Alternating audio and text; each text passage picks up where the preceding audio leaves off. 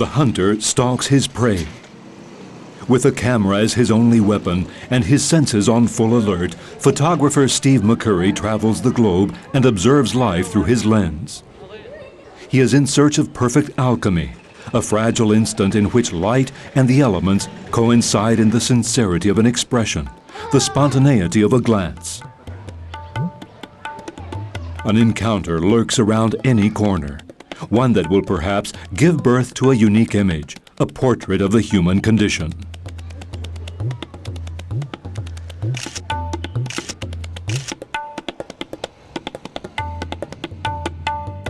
The Merengarth Fortress.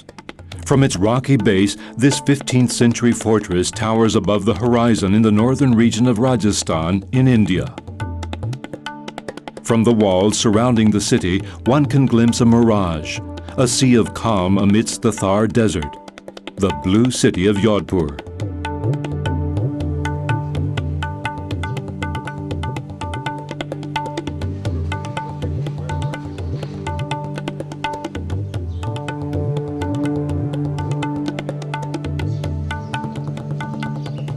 Another day in Jodhpur's old town, teeming with life.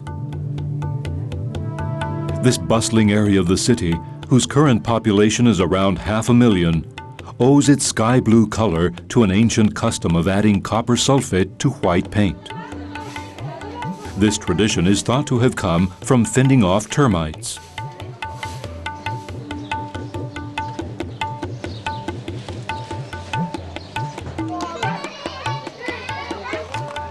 The Clock Gate Bazaar.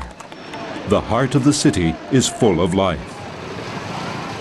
The constant rocking of the tuk-tuks, the local taxis, mixes with the unusually heavy traffic, and men visit the barbershops elbow to elbow with all sorts of vendors. For Steve McCurry, this shower of sensations is the best way to start the day.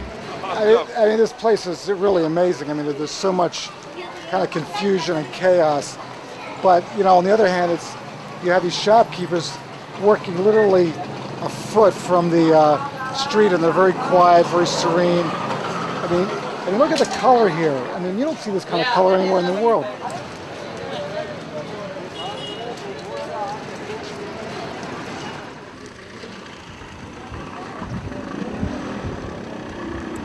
India is a land of contrasts, where pomp and poverty coexist naturally. In Jodhpur, the luxurious palace of the Maharaja Gaj Singh is surrounded by the squalor of the streets. All of this makes the place an inexhaustible source of images, one of the photographer's favorites.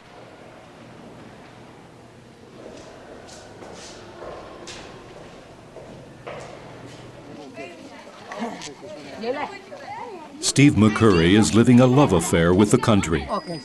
A story that began in 1974, when the columns of his hometown Philadelphia newspaper grew too small for his remarkable talent and hunger to explore the world.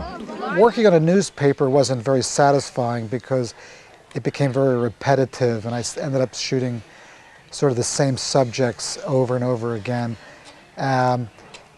So I decided kind of very early on in my newspaper career that I kind of was plotting my escape, and I sort of saved some money, and after about 2 years I said, you know, I had done a lot of traveling before school. I had been in South America and Europe and Latin America and Middle East, so I thought, well, just for fun, let's go somewhere new to start this freelance career. So I thought, well, I've never been to India, let me start in India. Here he discovered his great passion. He had planned to stay just a couple of months during his first trip to India and then return home. Those 2 months stretched into 6 and then 8 until 2 long years passed by. What was meant to be a parenthesis of adventure became a life devoted to travel and photojournalism. There was something about the place, the people, the smells and the sights and everything, which kind of on the one hand is often very maddening and very frustrating and very discouraging to be here because often things don't work and all that. But on the other hand, it was a continual source of sort of fascination. And I don't know, maybe the worst thing you can say about a place or a person is that is that it's boring, you know. And I don't think that's one thing you could ever call India. There's always something shocking. There's always something bizarre. There's always something that is something you've never seen in your life as you kind of round the next corner. Steve has been witness to human madness during armed conflicts. His work on Afghan rebels opened the doors to the Magnum Agency and to internationally known publications such as the New York Times, Paris Match, or the National Geographic magazine, the latter of which still runs his photographs. For more than 20 years, his snapshots have traveled around the globe. But McCurry's most famous image is the portrait of Sharbat Gula, a young Afghan girl he met in one of Pakistan's refugee camps in 1984. Her glance has become the symbol of the anguish Afghan people suffered after the Russian invasion. As a photographer, I'm very interested in portraiture, primarily because I think in a picture, in a portrait, you can really see the inner self of a person. You can see where the life history of that person, their hopes and dreams, their fears, their anxieties, their past. And if you have time to study a face, and if you can look into the eyes, I think that'll really give you a very keen insight into their human condition, or perhaps even into the total human condition, because I think we all share these same emotions. My photographs, yeah! Each photograph is the result of a chance encounter, for which Steve can always rely on his best ally, time. As you kind of walk down the street, you kind of get into a kind of a mental state where I think you really get into, you become much more sensitized to your surroundings, and some magically sometimes things start to happen, and then suddenly things start to disintegrate. The moment, the situation, and then you have to dissipate, then you have to move on down the street, and suddenly nothing seems to be happening, and you walk and you walk and you walk, and then fortunately things start to reemerge.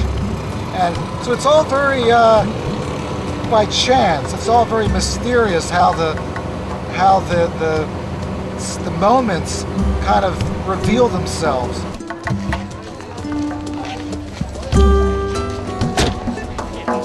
I think the important thing in a portrait is to recognize, to be able to see a face which really tells a story, which really is some kind of a story is written on that face. I think that a person's life experience is often there, written, the lines and the expression, the eyes. Serenity and simplicity are two words that guide him in his determination to register the essence of the world that surrounds us. The serenity of his photographs emanates from the soft natural light of dawn or dusk, and from those shadows hidden in some alley where the sun does not harden features. Their simplicity relies on photographic compositions that heighten the warmth of the subjects, so we can direct our attention to the central element of most of his pictures, people. Often things aren't what they appear. People here often seem sort of poor and kind of living on the street. But often it's these people are actually very happy and very content, even though it appears on the surface that they have nothing. But maybe in some ways they have everything, because they're content, they're happy with their life, they're happy with their family. So it's often hard to kind of know who's really has a better life, them or us.